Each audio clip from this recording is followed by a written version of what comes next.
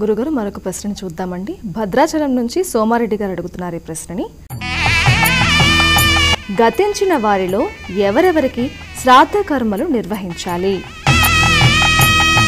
ఏ అనుమానము లేకుండా గతించిన ప్రతి వారు శ్రాద్ధ కర్మలు నిర్వహించడానికి అర్హులు.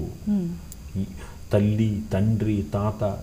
అయితే ఎంతవరకు నిర్వర్తించాలి? నేను నా తల్లిది ఆచరిస్తున్నాను. మా నాన్నగారు వాళ్ళ నాన్నగారిది, వాళ్ళ అమ్మగారిది, కాలం చేసిన వారి ఇరువురిది ఆచరిస్తున్నారు. అంటే ఒక లేయర్ లాగా అన్నమాట. నా పరిధి ఏమిటి? గతించినటువంటి మా మాతృదేవత వారికి నేను ఆచరించగలను. అంతకుముందు వారిది నేను ఎప్పుడైనా పితృక్షేత్రానికి వెళ్ళి వారి పేరు మీద నేను పిండ ప్రదానం చేస్తున్నప్పుడు నేను చెయ్యాలి తప్ప నిత్యమైనటువంటి ఆబ్దీకాలలో వాళ్ళకి చేసేటువంటి అర్హత నాకు ఉండదు.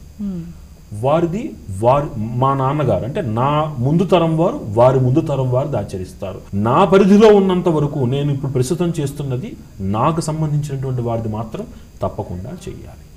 ఇక గయా, సిద్ధపూర్, బృందావనం ఇత్యాది పితృక్షేత్రాలకి, మాతృక్షేత్రాలకి వెళ్ళినప్పుడు సహజంగా పిండ ప్రదానాలు చేస్తారు అర్హత ఉన్నవాళ్ళు. అప్పుడు మీ ఇంటి పక్కన ఉన్నటువంటి స్నేహితులది కూడా మీరు చెయ్యవచ్చు.